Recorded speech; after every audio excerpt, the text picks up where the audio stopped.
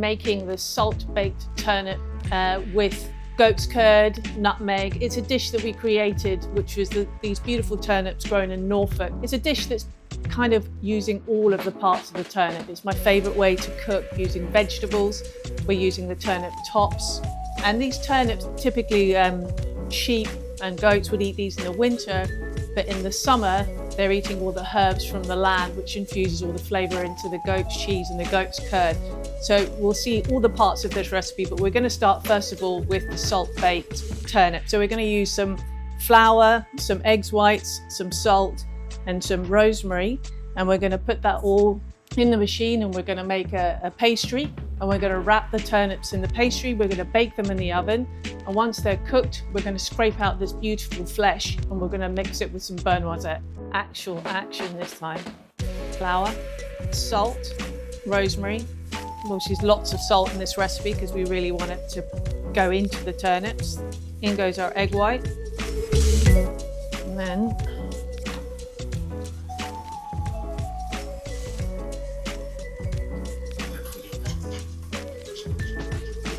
now, when all that's brought together, this is really, really simple. And we have a really nice salt crust pastry dough with all those lovely rosemary and herbs inside.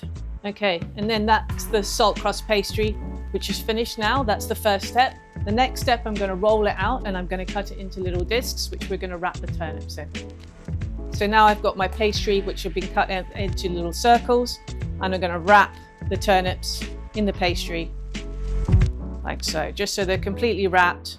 And then at this stage, I'm going to take these, I'm going to bake them in an oven at about 180 degrees. They're going to take about 45 minutes to an hour, depending upon the size of the turnips. They want to be completely soft in the middle, and then we're going to let them rest.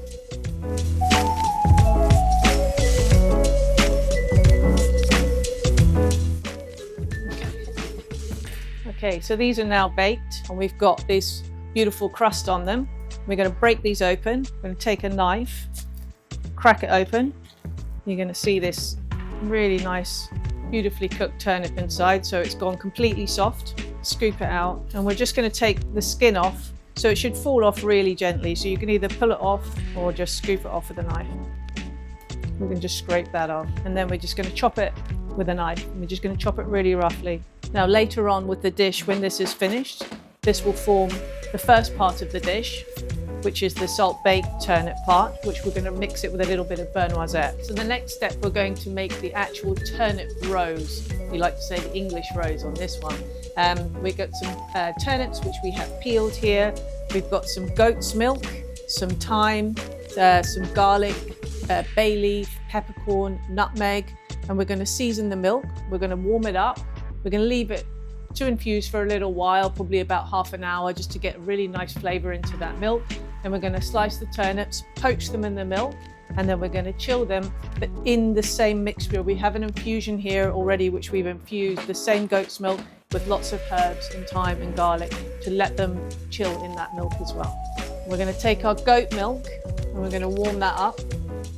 We're going to infuse it with our thyme, garlic, nutmeg, peppercorns. We're going to season that really well. And we're going to actually add a little bit more nutmeg on this dish. Then we're going to take our turnips, cut the turnip in half, and then we're going to slice them nice and thinly. We just want this thickness of the turnip because we're going to wrap it and make it into a rose afterwards. With the milk having infused for a little bit, we can remove our ingredients. And this we're just poaching really gently. Put the turnips in. So we're going to poach these really for just about 30 seconds till they're just cooked. And once they're cooked, we're going to remove them, put them into the iced goat milk to chill. Once those are chilled, we're going to lift them out, and then we're going to start to build our rose. Now we've got all our turnip slices, I've laid them all out onto a tray, and we're going to start to build the turnip rose. So I'm going to take the easiest way to do this is take a little pair of tweezers, because this first part's quite delicate. We want to start to form the first part of the rose. by making the center. We'll roll it up nice and tight. We can add it onto a little parchment paper, and we're going to start to form the rose, building layer and petal after petal. You got another tray laid out of nice slices, yeah? Slightly bigger ones. Make sure they're not too thick as well. Some of them are a touch thick to roll. And it's really good if you start with the smaller slices for the center, and then as the slices get a little bit bigger, you can use those more for the outside of the rose. So now we ended up with the perfect little turnip rose. Step 2 complete.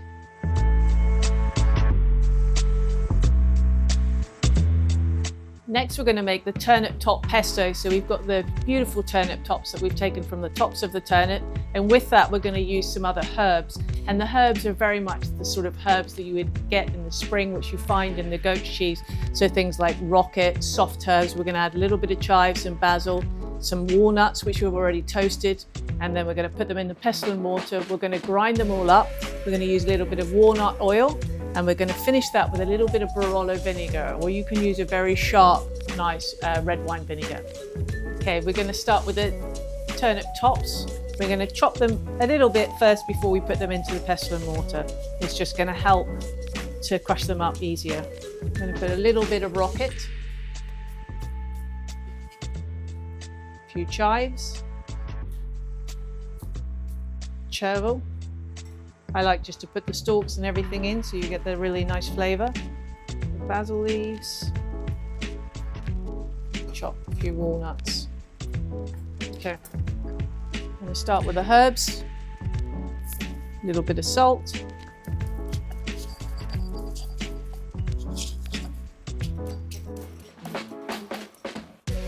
nuts in, and our vinegar.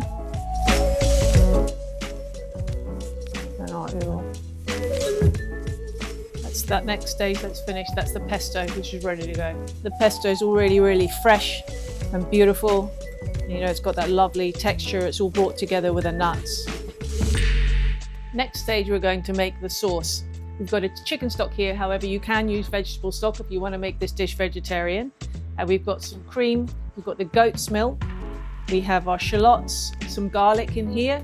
And then we've also got lots and lots of herbs. So again, those beautiful fresh herbs. We've got some of the tops of the turnip, some rosemary, some thyme. We've got parsley. We've got a little bit of oregano there. And then at the final stage, we will use some goat's cheese and some goat's curd. So this one's got a little bit of age, so it's a little bit more maturity on there. And then some really fresh goat's curd also. We're going to start by adding our stock, cream, the goat's milk, got shallots and garlic. This sauce is more of an infusion, but a little bit of seasoning. Once we have everything now, we're going to leave that just to cook just under a simmer for about 20 to 30 minutes. So the shallots and the garlic are really soft and have infused into the sauce. Once that's beautifully infused, we're going to add the next stage is all of those herbs for about 15 minutes. And that's just going to add this really, really fresh, delicate flavor.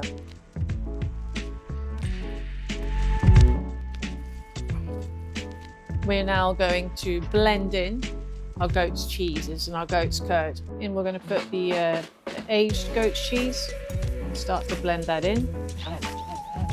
Okay, and then we're going to put the end, we'll put our fresh goat's curd, and then we're going to buzz that up. And now you can see all the sauce is really fluffy and you can smell all the wonderful herbs and it's incredibly light. But you want to aerate the sauce before we serve it. Trap all those really nice air bubbles in there. Okay, I'm just going to saute a few of the turnip top leaves with a little garlic on my fork, a little bit of olive oil.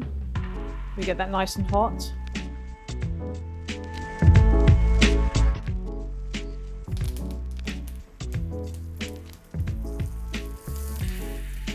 And here we have the turnip rose, which we've reheated and we've steamed now in a little basket.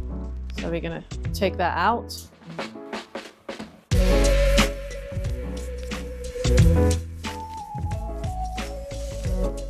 So as we like to use all of the turnip, we've used the turnip tops, we've just sauteed them really quickly, very, very fresh and simply, and that's going to form part of the final dish. We're going to start with the crushed turnips, which we've just sweated down with a little bit of burnt noisette. And then we're going to add the some more fresh goat's curd with the pesto on the top. And then we have our turnip tops, which we sweated down. This is our Turnip Rose, which we've warmed up just in a steamer, so it's nice and warm. And then we have our sauce here, which is fused with all the goat's curd and the herbs. And we have some more of these little fresh turnip top leaves. It's just a few Elysium flowers. We also have a little bit of walnut oil, which we're going to use to dress the turnip. And then we're finishing it with some freshly grated nutmeg. Okay, now we're going to start to plate the dish. So this is our beautiful crushed turnips with a little bit of burnt noisette. Put them in the center of the plate. And make a little well. Our goat's curd. And then our fresh, beautiful pesto that we made with the walnuts. And that's making a really nice little bed for our turnip to sit in. And then we have our turnip here, which we're going to glaze with some walnut oil. And we're going to take those turnip tops, and we're going to use these to dress here. The Turnip Rose, place that on the top. Fresh turnip leaves, and we're going to dress a few of these around, just really delicately. And then last second, we're going to pour our sauce. And then that's ready to take to the table. At the table, we will pour the sauce and we will grate some freshly grated nutmeg over the top.